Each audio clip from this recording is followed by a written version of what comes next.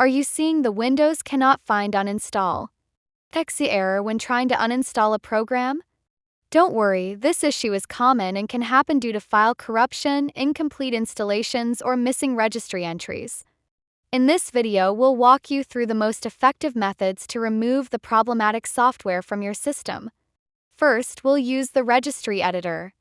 Press Windows plus or on your keyboard to open the Run dialog box. Type regedit and press OK. This will launch the registry editor. Then allow the app to make changes to your device by pressing Yes. The registry editor will open. On the left side, there is a columns of folders.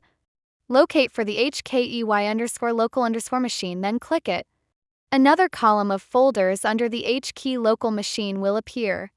Now click Software, then locate Microsoft. Then locate for the Windows folder and open it. Click Current Version and then locate the Uninstall folder and open it. Once you're inside the Uninstall folder, you'll see a list of subfolders with randomly generated names. Click on each folder and look at the right pane. Once you've identified the correct entry, right-click the folder and select Delete.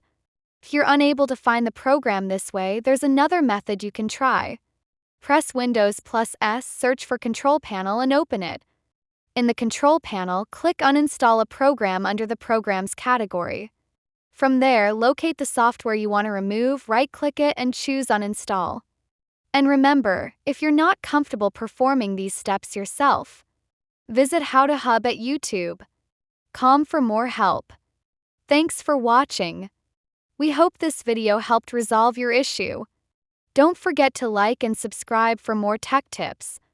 Also, don't forget to press the notification button as well.